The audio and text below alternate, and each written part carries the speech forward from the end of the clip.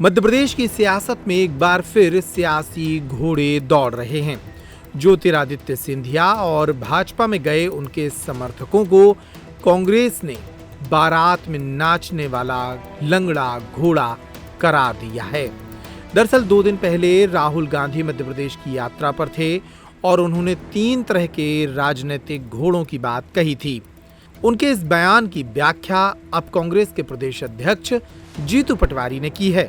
बूढ़ा घोड़ा मान रहे हैं, कमलनाथ जी बूढ़ा घोड़ा मान रहे हैं। सर उन्होंने तर्क भी दिया कि आखिर क्यों नहीं पूरा बताया और राहुल गांधी ने अपमान किया है, पूरा बताया भी उन्होंने। ऐसा है कि अभी मैं 2 दिन से ज्योतिरादित्य सिंधिया का भी बयान देखा मैंने। ये ज्योतिरादित्य सिंधिया जी विदेश में पढ़े हुए हैं। भारतीय परंपराओं के और हिंदी में जो मुहावरे, जो अलग अलग तरीके से अपनी बात कहने के तरीके होते हैं, वो शायद वो समझते नहीं, उनकी समझ में नहीं आता है।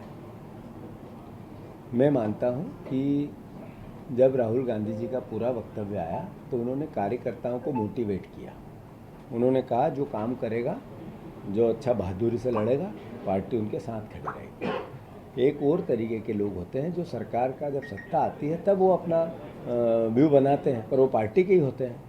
तो उनका वैसे भी लोग सब पार्टियों में, केवल कांग्रेस में ही नहीं, बीजेपी में भी सत्ता से जुड़े हुए कई बीजेपी में जो हमारे ही लोग गए हैं, जो कांग्रेस में बीजेपी में गए, ये क्या है, सत्ता के लिए तो गए हैं। ज्योतिरादित्य सिंधिया कोई वहाँ सत्ता नहीं होती तो बीजेपी में चले जाते क्या? मेरा सवाल है उनसे।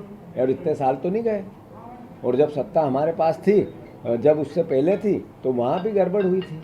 तो कहने का अर्थ है वो भी इसीलिए गए। तो ये वो घोड़े हैं जो बारात में नाचने वाले, इसी उनके लिए राहुल गांधी जी ने कहा। तीसरा जो उन्होंने कहा, दिव्यांग होता है इंसान, उसका सम्मान है। उसमें तो मुख्यमंत्री जी का बयान आया था, 2 हमने देखा अभी वीडियो। और जो कहावत है वो एक तरह से अपनी बात को कहने का तरीका है, उसमें किसी का अपमान नहीं। कई लोग किसी पार्टियों में होते हैं जो काम करना नहीं चाहते, न्यूसेंस करना सब पार्टियों में है। तो उन लोगों को कहा कि सत्ता आएगी जब आपका उपयोग है, इसलिए किसी के लिए कहा, किसी को कहा, ये भारतीय जनता पार्टी अपनी भावना बताती रहे। हमारे यहाँ एक एक सीनियर नेता सर का ताज है। मैं एज ए पार्टी की जिम्मेवारी कमलनाथ जी, दिग्विजय सिंह जी या सीनियर जितने अलग अलग जिलों के नेता हैं, रोज़ बात करता हूँ, उनका गाइडेंस देता हूँ, उनके मार्गदर्शन में काम कर रहा हूँ। मैं उनसे अलग नहीं।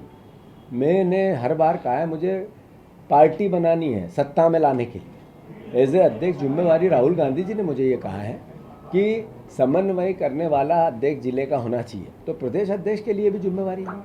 अभी भाषण में कहा, सुनो उनका पूरा भाषण। तो मेरा ये मानना है कि बीजेपी उनका दायित्व निभा रही है, वो किसी न किसी प्रकार की नुक्स नहीं, पर वो घबरा भी रही है कि कांग्रेस खड़ी कैसे होगी, ये लड़ने कैसे लगी, कांग्रेस पार्टी में इतना जनसैलाब कैसे आने लगा, ये तो एकदम हार गए थे, बचेगी कि नहीं पार्टी, इस तरह का रोज़ गीत गाते थे, हमारे पे रिएक्शन ही नहीं करते थे, देखते ही नहीं थे हम लोगों को। वो हमें तो वो समझते थे कि ये तो डस्टबिन का हिस्सा बन गए। अब वो रिएक्शन करने लगे, यानी पार्टी सही तरीके से आगे बढ़ रही है। और हमें उनके सर्टिफिकेट की फिर भी ज़रूरत नहीं है। हमें हमारे कार्यकर्ताओं पे गर्व है, कांग्रेस की विचारधारा पे फक्र है, और हम हर हालत में इस बार सत्ता में आएंगे। दिव्यांग जन भी आए हैं, वो